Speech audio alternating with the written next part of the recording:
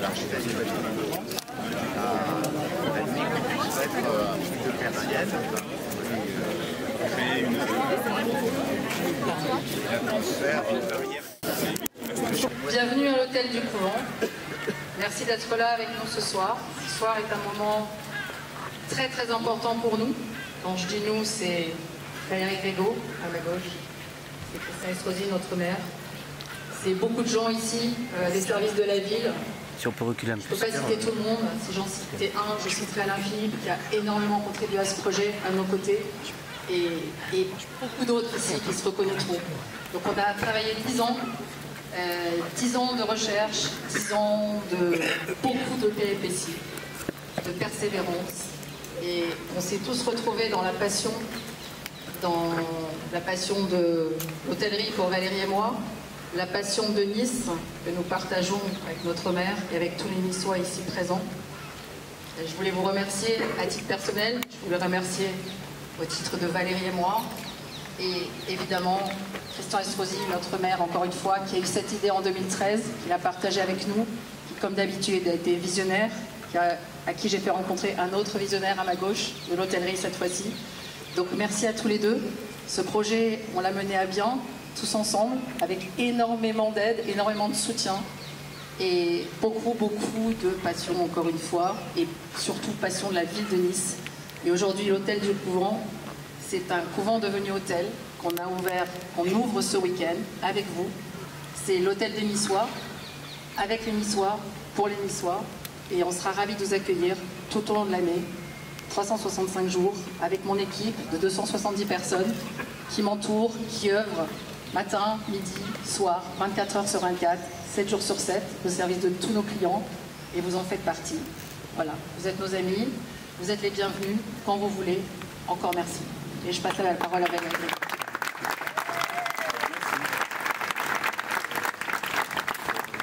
Comme d'habitude, Myriam a tout dit.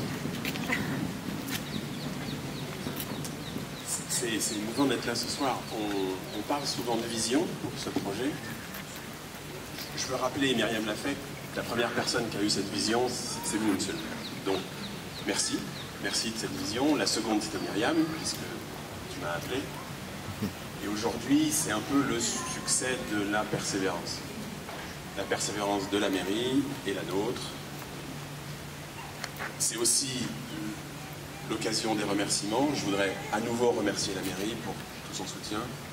Je voudrais remercier toutes mes équipes pour les 10 ans de travail acharné. Pas toujours facile, mais toujours en gardant le cap. Et je veux remercier les équipes de demain, puisqu'aujourd'hui c'est un jour spécial. C'est la fin d'un projet et le début d'un autre. L'hôtel s'ouvre. Et donc je remercie toutes les équipes qui vont nous aider à faire de cet hôtel un grand succès. Merci à tous d'être venus. Myriam l'a redit. Vous êtes les bienvenus. Nous sommes ici chez vous et vous êtes ici chez nous. Voilà. Merci beaucoup.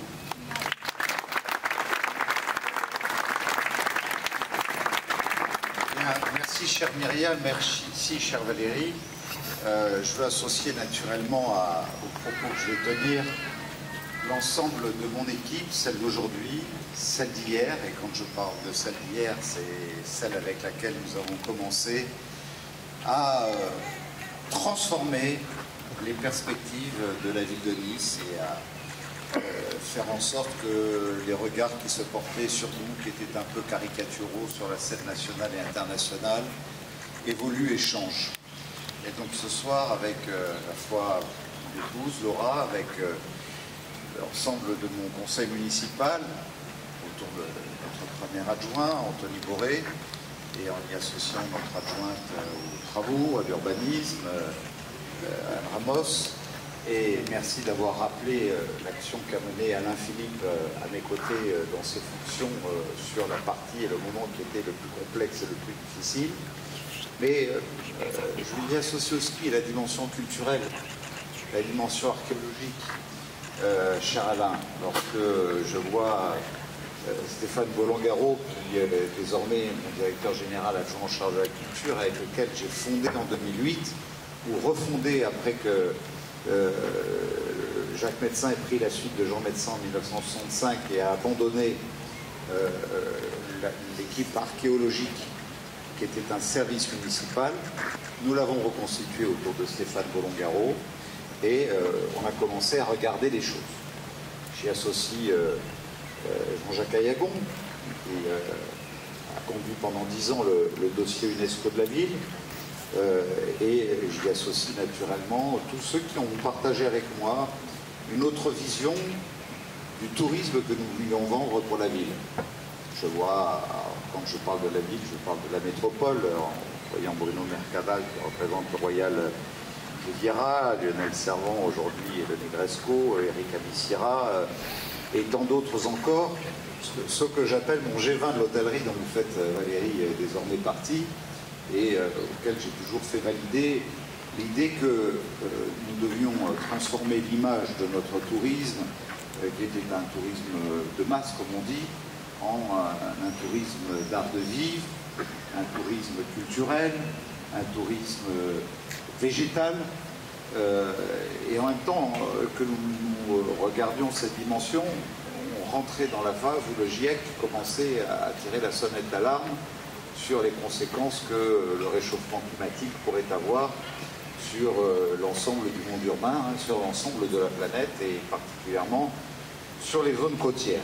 Et donc, naturellement, ma préoccupation entre les historiens, Hervé Barelli, les scientifiques de notre Haut Conseil sur les évolutions climatiques, les professionnels de l'hôtellerie, les représentants du monde du commerce, chef Franck Martin, mais aussi la population niçoise, et plus particulièrement du Vieux-Nice.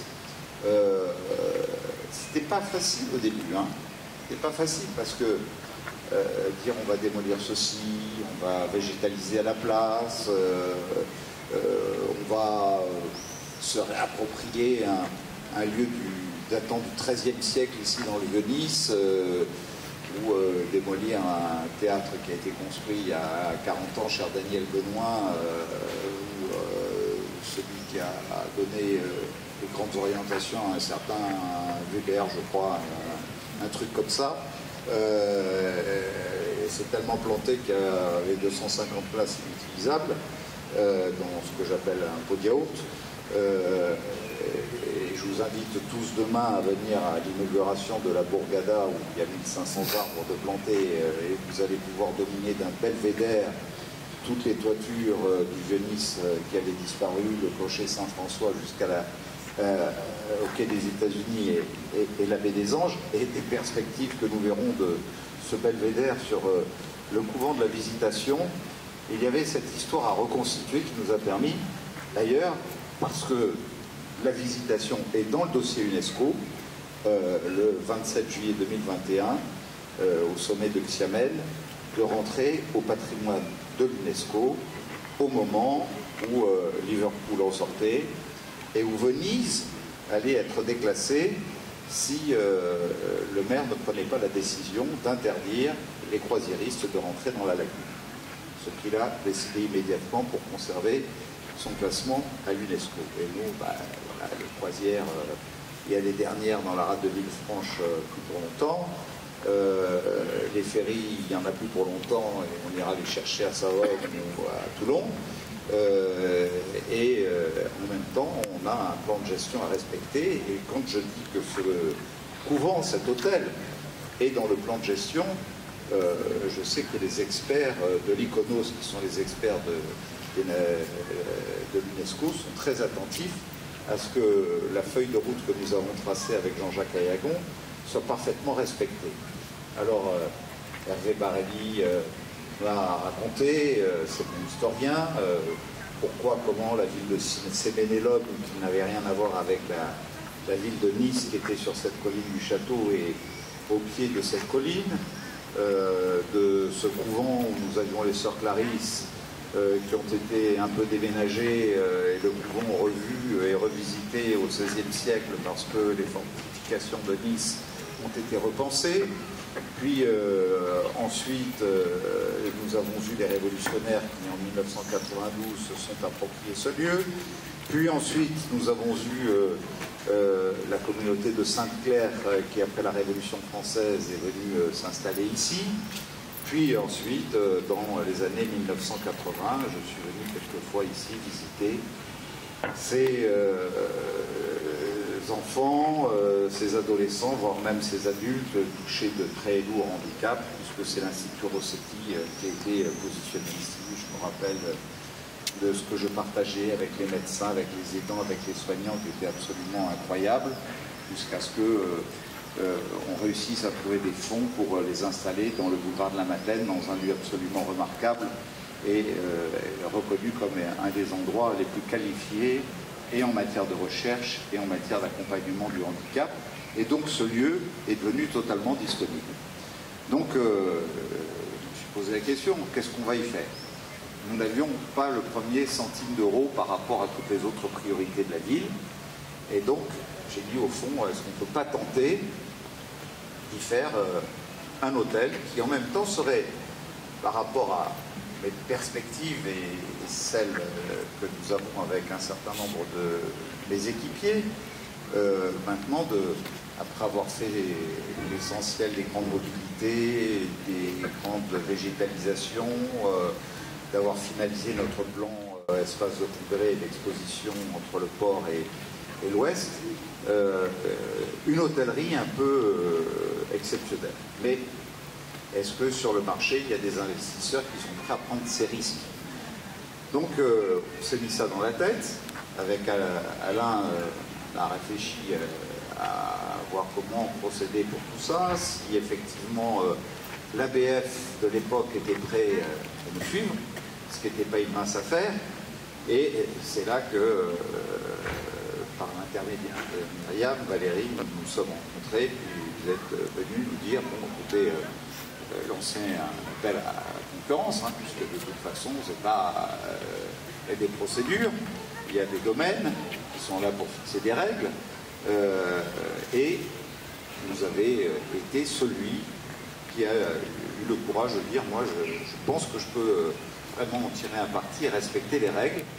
Ces parfums qui ont résisté à travers le temps, les senteurs que vous faites revivre, les reliefs, les couleurs du soir, les vraies couleurs qui sont les nôtres en ce 21 juin, premier jour de l'été, comme celles qu'on retrouve à l'automne, puis à l'hiver, puis au printemps, avec cette vue sur les toitures du Vieux-Nice jusque sur notre baie des Anges. Donc voilà, je suis un homme heureux tout simplement et un bonheur que je veux partager avec toutes celles et tous ceux qui collectivement, chacun dans leur domaine, monde économique, monde social, monde culturel, aujourd'hui avec l'administration de notre ville sous l'autorité de notre directeur général, les services et ceux qui l'ont précédé, naturellement se sont considérablement impliqués, non sans oublier naturellement l'Office du tourisme et son directeur général Jean-Sébastien Martinez, qui naturellement déjà est en train de véhiculer sur tous les salons que nous programmons ce que nous avons à voir. Mais quand j'ouvre le Figaro magazine du week-end dernier, que je vois le renouveau de Nice avec en illustration le couvent de la Visitation, et ben voilà, on y est. Certains n'y croyaient pas.